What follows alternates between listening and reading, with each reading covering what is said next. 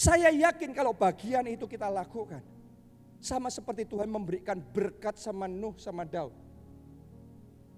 Tuhan juga akan memberikan berkat itu, covenant itu, perjanjian itu sama saudara dan saya.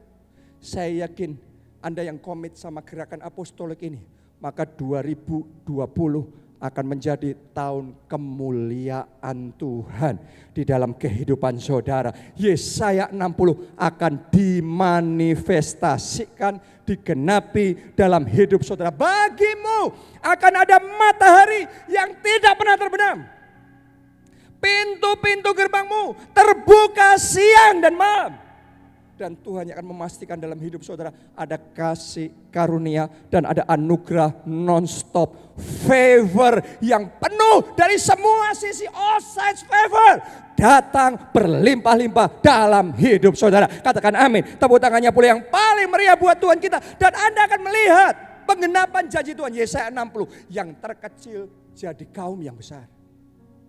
Kenapa disebut kaum yang besar? Dalam terjemahan Alkitab bahasa Inggris, versi-versi tertentu ditulisnya yang terkecil jadi 1000.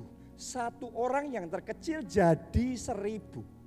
Akan ada orang-orang di tempat ini, Tuhan bangkitkan saudara jadi 1000. Tuhan bangkitkan saudara jadi 1000. Tuhan bangkitkan saudara jadi 1000. Satu keselamatan yang Tuhan berikan kepada saudara jadi 1000 keselamatan. Ada 1000 jiwa diselamatkan, 1000 jiwa dimuridkan, 1000 jiwa digembalakan, 1000 jiwa dibangun. Sehingga melalui hidup saudara, kerajaan Allah ditegakkan di muka bumi. Doa saya, janji Tuhan Yesaya 60 tergenapi dalam hidup saudara. Katakan amin. Tepuk tangannya pula yang paling meriah buat Tuhan kita.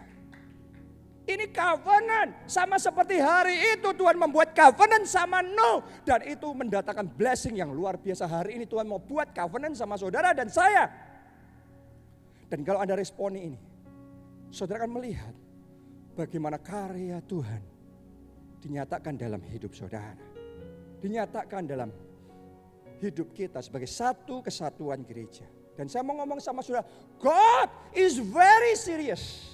Tuhan sangat serius buat deal ini, buat perjanjian ini, buat covenant ini.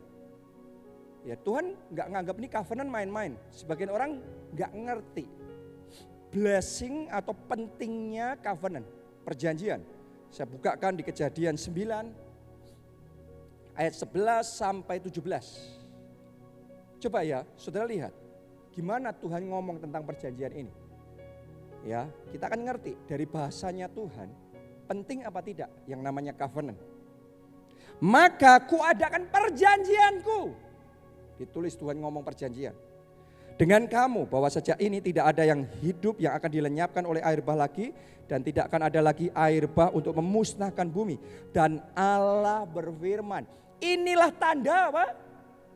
Perjanjian. Jadi diulangi lagi kata perjanjian. Mari kita lihat seberapa serius Tuhan, seberapa sering Tuhan mengulang kata covenant, kata perjanjian. Tanda perjanjian yang kuadakan antara aku dan kamu serta segala makhluk yang hidup yang bersama-sama dengan kamu turun-temurun untuk selama-lamanya. Ayat 13. Busurku kutaruh di awan supaya itu menjadi tanda apa? Perjanjian. Diulang lagi. Diulang terus, perjanjian antara aku dan bumi. Apabila kemudian kudatangkan awan di atas bumi dan busur itu tampak di awan, maka aku akan mengingat apa? Perjanjianku. Balik-balik diulang lagi perjanjian. Berapa banyak orang Kristen gak ngerti bahwa kekristenan is all about covenant. Kristen itu tentang perjanjian. Makanya Alkitab saudara terdiri dari dua bagian, perjanjian lama dan perjanjian baru. Wow, itu hidup covenant sama Tuhan itu covenant. Jadi ada bagian yang harus kita lakukan. Ada bagian yang Tuhan akan kerjakan. Oke, Anda harus ngerti ini. Ya, ditulis. Maka aku akan mengingat perjanjianku yang telah ada antara aku dan kamu serta segala makhluk yang hidup, segala yang bernyawa, sehingga segenap air tidak lagi menjadi air bah untuk memusnahkan segala yang hidup. Jika busur itu ada di awan, maka aku akan melihatnya sehingga aku mengingat apa? Perjanjianku. Wow, ini sudah diulang berapa kali ini tadi? Ya, yang kekal antara Allah dan segala makhluk yang hidup, segala makhluk yang ada di bumi. Berfirmanlah Allah kepada Nuh, inilah tanda perjanjian yang kuadakan antara aku dan segala makhluk yang ada di bumi. Coba Anda renungkan, dari ayat-ayat yang baru saja kita baca, sedikit ayat saja, berapa kali Tuhan mengulangi kata perjanjian, perjanjian, perjanjian, perjanjian. Hari ini harus ingat bahwa kekristenan bukan sekedar kita minta ini, minta itu, kita doa, kita mengharapkan berkat ini, berkat itu. Saya mau ngomong ada perjanjian, ada bagian yang harus kita lakukan. Dan di situ Tuhanmu setia mengerjakan bagiannya di dalam kehidupan kita. Hari ini Tuhan memberikan perjanjian kepada gereja keluarga Allah. Rise and shine. Bangkit jadi terang. Untuk apa?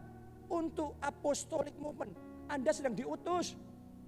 Anda sedang diutus masuk di dalam kegerakan apostolik, kegerakan kerasulan ini.